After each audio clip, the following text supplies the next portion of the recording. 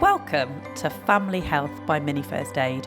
Mini First Aid are the UK's leading family first aid provider, and we are delighted to bring our latest podcast series to you, giving you all the information that you need around family health subjects. Thanks for joining. The Family Health Podcast is brought to you in partnership with Things Happen, a trusted financial advisor that supports new parents and their families. Things Happen offer the best advice to help parents and their families make informed financial decisions, ensuring a secure and tax-efficient future for their children. The team at Things Happen are highly qualified financial experts who will guide you through the different types of policies to consider as your family expands, taking the stress out of decision-making by finding the best deals for your needs, ensuring you and your family are protected no matter how busy life gets. If you already have life insurance, Things Happen will carefully review your existing policy to ensure that it still meets your family's evolving needs, so you know your family is fully protected. Hello folks, I'm Kate Ball and I'm the founder of Mini First Aid, and welcome to our podcast, Family Health by Mini First Aid. We're so pleased that you've taken the time to listen to our podcast. So whether you're in the car, you're cleaning the house, perhaps you're having that lovely relaxing cuppa. But our Family Health podcast covers a huge range of topics that might affect one of your family members. And if you've ever got that family health concern and you're thinking, I'm going to Google that, please don't. Please listen to us instead. So I'm thrilled to announce two wonderful guests this week. Firstly, Megan Holmes, who's a health play specialist on the paediatric critical care at Leeds hospitals, and Cheryl Durden, whose son Seth was helped by play therapy when he was undergoing investigative procedures and treatment for a respiratory condition. Ladies, welcome and thank you for joining us today. Hello. Megan, I have experienced firsthand the brilliant work that your team do at the Leeds General Infirmary. My daughter Amelia was in hospital quite recently with a respiratory issue, and she absolutely loved seeing and playing with the play team. It brightened up the whole experience, changed how she was behaving. And I'm really looking forward to chatting to you because I want to know more about it, because what you do is really, really clever, and the therapeutic basis for this treatment, I want to know more about it. So before we get started, Megan, first to you, can you tell me a little bit about yourself? So I'm Megan. So I'm a health play specialist here at Leeds. Currently, I am on the intensive care unit on Leeds. So unfortunately, I look after the most sickest kids in the hospital, but they still have the opportunity to play, and that's the reason why I'm here. So my job is to be very therapeutically led, to work alongside the medical staff to offer a therapeutically and medical package to be able to get these children better, and off they go. So play is a massive, huge part of the MDT on critical care, because children are entitled to play to however sick they are. Yeah, absolutely. Cheryl, tell us a little bit about yourself and your experience then. So my son Seth, he's 7 now, but when he was 9 months old, he had a bronchiolitis episode, and he was hospitalised. It was quite a severe strain that he had, and we were on the intensive care for a couple of days because he was quite poorly. And following that, he's had quite a bit of damage to his lungs, and it took 18 months for him to be diagnosed. And he has bronchiolitis obliterans and bronchiectasis. So we continue to have treatment even now, 6 years later. So we still go to the LGI quite a lot, kind of every 2 months we go for treatment. And the play therapy was real key, just even in our times when we were kind of admitted we were in the ward for maybe 2 weeks at a time. But even the ongoing treatment that he has, it really did help. Brilliant. Did you find it helpful for your son if he was distressed then? Yeah, so one of the triggers for him was he now has a portacath in his chest. So that needs to be accessed. When he was quite young, so he was only kind of 2 or 3 at the time, he needed to have a lot of cannulas and blood tests. He was having IV antibiotics, so there was a lot of needles involved. And I know kind of we couldn't get him in the room to have a cannula on, even though he was 2. He would just hold the door frame and wouldn't step foot in there because he knew it involved a needle and some possible pain on his behalf. So we did some play sessions kind of over about a 6-week period, and we got out all of the needles were there, obviously in a safe way, all the equipment that we were going to use to treat him, that was got out, and we played with it. So it kind of desensitized, and he could see that, oh, there's the stinky stick, and this is what's going to be the cleaning part, and this is going to be, this is what the needle looks like, and we're going to use this syringe. So he could just see that it wasn't scary anymore. Yeah, amazing. So Megan, I'm sure you're nodding, thinking this sounds very familiar with you. Now, not everybody will have heard of this area, or play therapy, or playing with children when they're unwell or in hospital. And in fact, some people might think, gosh, it's the furthest from my thoughts is around children playing. And I think what you said there about, Megan, when you said every child has a right to play, explain how it benefits the child then. So Megan, explain to me how it works. So there's different parts of a play specialist job. So you've got the distractional side of things for like procedures like little Seth. He obviously was really distraught around cannulas and blood tests.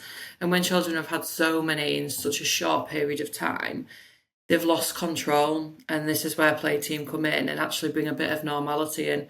So we do a lot of just distractional work. So when they're having blood tests or procedures or anything like drains out or anything like that. So that can be down to talking to them or playing on the iPad or blowing bubbles. I've dressed up as bananas in a banana suit for a child who was having access to a porta cath. And then there's the preparation side, and that's very much like that, breaking it down and taking it back to step 1 of actually why do we need these blood tests and how do we do these blood tests, and building it back up instead of children always going through the same thing all the time, and they just think, oh, I'm going to get a needle again all the time. And I think it gets lost. I think it becomes so medicalized. It's really important to actually just break it back down and start again. So there's that side of preparation for children. And then there's also the side of just generalising play and making children smile. And it sounds like he had a really positive time with that play specialist. And I hope them play sessions worked. And cannulas were a lot more positive side. And it's also about planning. Planning is really important. There is no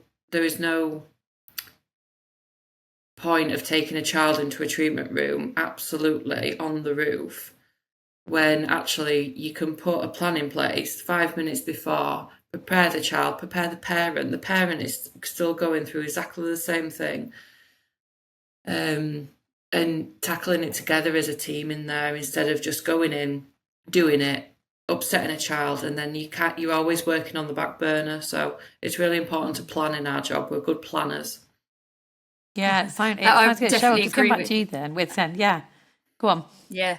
Go on, no, I was just going to say, agree with that, because our specialist was great, because we planned out, like, she's like, right, okay, we need to address this needle situation, and how do we access his port? How do we get cannulas?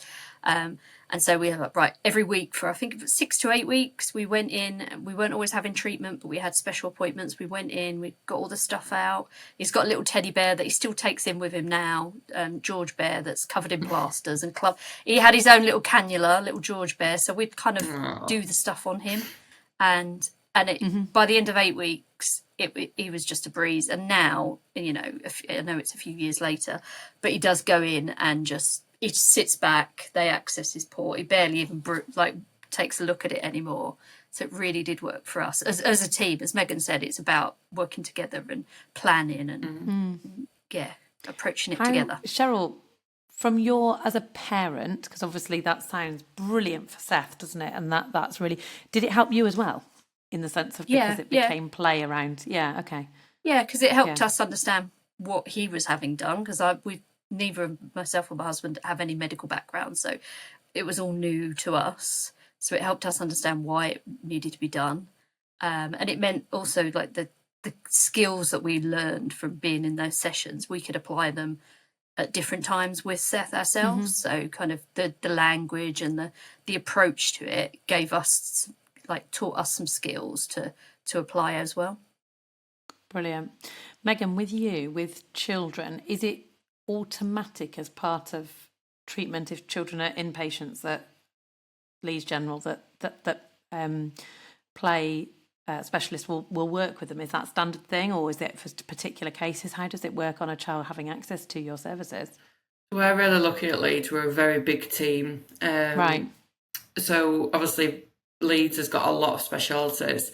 And like I said, we're very fortunate that most wards now and the different, like your MRIs and ECT places have got a play specialist or a play leader. So there usually is one, like a play leader or a play specialist around to be able to support children. And the doctors and the nurses are incredible at finding a play specialist, and play is coming and becoming bigger and better at Leeds. And I think when more people have seen actually what play can do in them circumstances, it's needed more. And I've had massive success stories, and everything's not perfect, and we don't wave magic wands. It's all about teamwork and preparation, and just giving us that little bit of extra time to try work a plan out with the child and the parent. But we are very lucky at Leeds to have such an incredible play team, and we're all not trained to the speciality, but we all love to what specialities that we work in. So I'm here 5 days a week, and obviously most of the wards are 5 days or 6 day cover, which is incredible. That's amazing. So that's for children in all disciplines then. So you said about MRI scans, and so what sort of thing would you do with somebody that was about to have a scan or some sort of procedure like that? Yeah, so we've got an amazing player leader down there who preps children for the MRI scanners to stop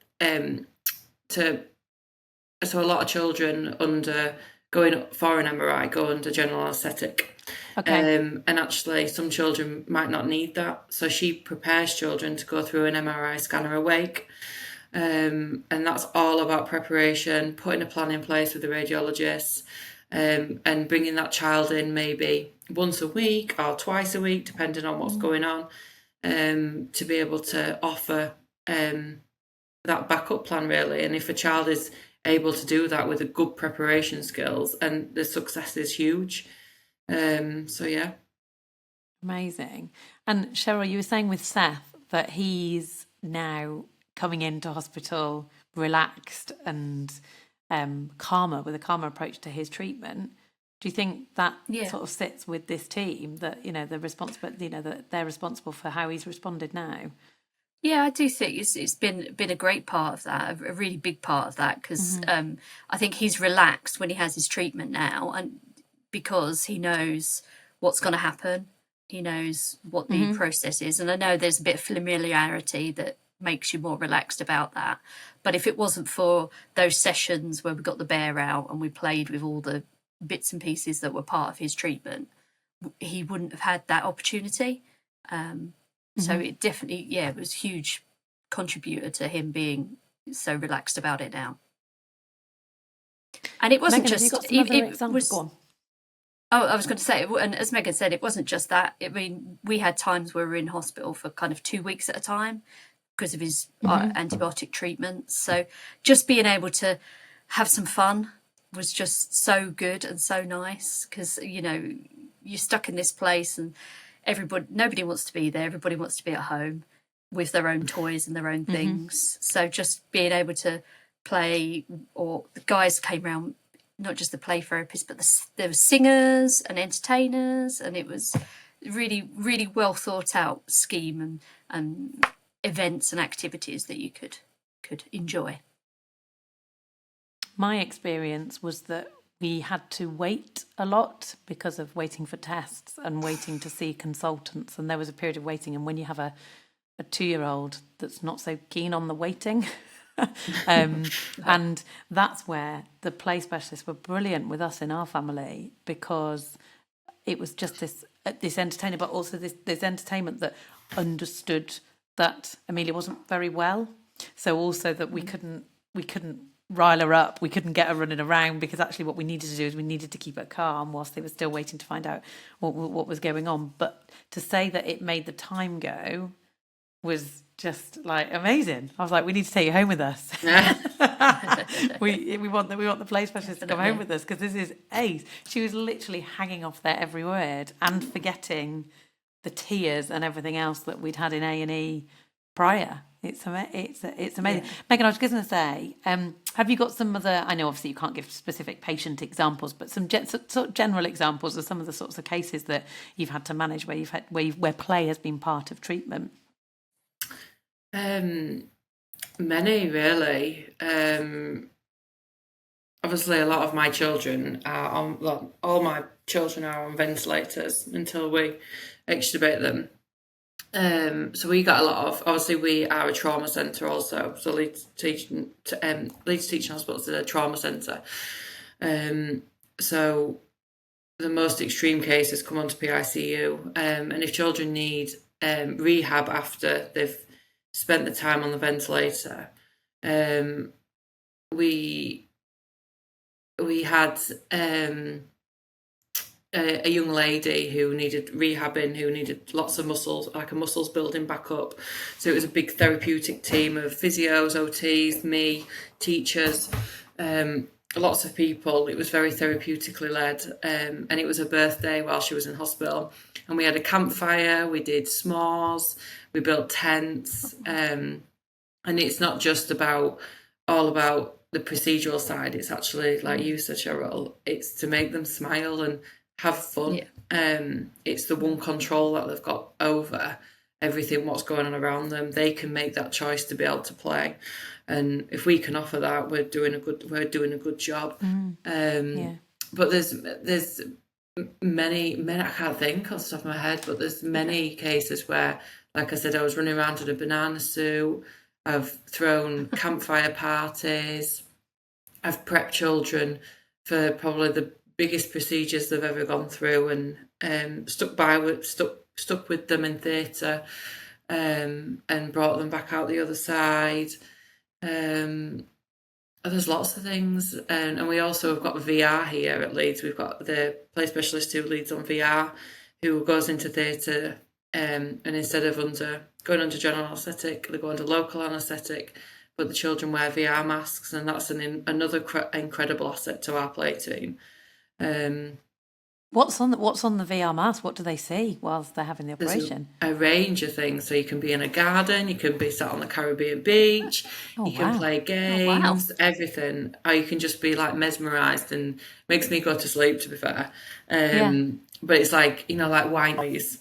So the play specialist who runs that is absolutely incredible, and that's also booming. Because children want it, and a lot of children who come for regular IVs, for any other, like every other week or every 6 months, there's been massive success in them being able to have cannulas inserted under VR, and they're in control, and it's incredible to watch. Mm-hmm. But yeah, as a play specialist, we're here to offer that therapeutic need to children who play might be the one thing that makes them smile in that day, and we're here to make a smile in a storm of worry and anxiety that children can hold in hospital. Mm-hmm. Yeah, sure. And I guess if they're coming back, as you said, for repeat treatment, is that they need to not have the anchored fear of being in hospital, that being in hospital needs to be seen as something that's some of it is enjoyable, for want of a better phrase, or something that they associate with being a happy place rather than somewhere that's hard. Yeah. Megan, can I ask you, with your critical care and where you're dealing with some of the sickest children in the hospital, when children they have lots of, for want of wires and gadgets and gizmos and all sorts of things going on with them that are monitoring them and what have you, how is it possible to play when they've got so much equipment and so much going on around them? How do you get in there to play with them? Anything is possible. Anything. I love that. I've printed children's, so we celebrate milestones on here too, because it is really scary for parents who children are on PICU. The reason why they're on PICU is because they're very sick. So we celebrate milestones. So I've printed babies' feet under all wires and ventilators and things like that, and surgeons have come up to me and gone, "Oh my God, what are you doing?" And I'm like, "I'm making memories. I'm making a family be able to smile in what can be a really scary time." And they're like, "Yeah, whatever," like thinking, "Oh my word, what is she doing?" But obviously some of our children are very much fast asleep, but others are awake. And so this morning I've been painting unicorns, and letting her do something like she wants to do. And it's the first time she's smiled this morning, and she's going through a really tough journey, and all she wants to do is paint a unicorn, and I'm able to give her that. The other children can also be very sensory led too. Children with other disabilities, so we can make the room really dark and bring a really good sensory vibe. So using white noise, big sensory lights, and just sitting there without any medical intervention and actually saying, "This is protected time. This is protected time for this child." They're having a play session. It can be an hour, it can be half an hour, it can be 10 minutes. But it gives that child that time to just go, it's something that they want to do. So I can do anything is possible in reason, without getting told off. Megan, that's amazing. Cheryl, if you were advising or you were talking to a fellow parent who said, it's been suggested that my child sees a play specialist, what would you say to them? Oh, definitely take it up. I think it's a conversation, and you need to just work on what's right for your child, and breaking down the process and the treatments, and being able to get all the kit out, desensitizing. It just breaks down everybody's anxieties, the parents and the children, and it's really worth a conversation. And it takes a bit of time, and you've got to put a bit of time into it, but the rewards are definitely worthwhile. Yeah, what do you think, Cheryl? If Seth was our guest as well, what do you think what he would feed back on the play specialist? Oh, he loved it. I mean, his favourite thing now is, I think, as Megan said before, just not allowing them to be fearful of going to hospital for regular treatment. He loves it now because he knows he's going to sit on the iPad. It might get some sweets, and he's got everybody's. He knows everyone, got the attention. So yeah, Seth enjoys his visits to hospital as much as he can do, and I think that's really important because they are so regular. Amazing. So we have to make the best of them. Absolutely. And Megan, I think you do an incredible job, by the way. Thank you. Absolutely incredible job. And I know that we've grabbed emergency time with you today because it's been it's always a challenge when the demands of the NHS and the wards and the children that need you. And I'm disappointed that you didn't come dressed as a banana today to our conversation. Megan, I'm going to just sort of give to you the final words, really. If you were, so obviously we've heard from Cheryl saying, absolutely, if you get the opportunity to talk to a play specialist, then do. Obviously, everybody's listening and going, that is amazing, this is amazing. But then they go, hang on a second, I don't live in Leeds. Is play therapy and play specialists a thing with paediatric care across the UK? Is it, in most hospitals, would you have that sort of facility available to you? Yeah, so in most of your bigger hospitals, like in your different places down the UK, have definitely got your bigger play teams. Your little hospitals, there might be a select few in there. But there is definitely play out there, and play teams speak. We bounce ideas off each other, and obviously every day is a learning day. I learn something new every day, and I've been in this game for 8 years. But play specialist is usually around and utilise us. We're there to help and support on that journey, which can be really scary for a child. And we also can be an advocate. I advocate for children every day in their needs and their wants, and actually it's okay just to give them 10 minutes in quiet and just let them have a moment. That's okay. So there is a play specialist or a play leader anywhere, and most hospitals have us wonderful people. You wonderful people. And do you know what? It's a subject that I, until had my own personal experience, and I'm sure it's the same for you, Cheryl, that until you experience it with your own child, it's probably something that you don't know about. So, Megan, thank you, because for parents like us and for me and for Cheryl, it's transformed the way that our children experience hospital treatment. Ladies, thank you very much for joining us. And Cheryl, thank you for talking about Seth. Wish Seth all our love. And Megan, thank you for coming to share the work that you do at Leeds General Infirmary. Ladies and gentlemen, you've been listening to the Family Health Podcast by Mini First Aid. If you want to subscribe to our podcast, you can do that on your favourite podcast platform, and it means that the podcast will arrive every week for you to listen to, and we cover a wealth of family health subjects. And if you would like us to cover a subject that you've not heard from before, or you're looking and you're thinking, I need more information on this, please do let us know, because your requests means that we then get the guests that you want to listen to. You've been listening to Family Health by Mini First Aid. Thank you for listening to Family Health by Mini First Aid. I hope you found our podcast really useful and informative. If you want to know more about Mini First Aid classes, courses, qualification courses or first aid supplies, please do visit minifirstaid.co.uk or look us up on all your favourite social platforms at Mini First Aid. And just a little reminder from me and our sponsor, Things Happen, that if reviewing your life insurance is still on your to-do list, take time to get in touch with a Things Happen advisor today.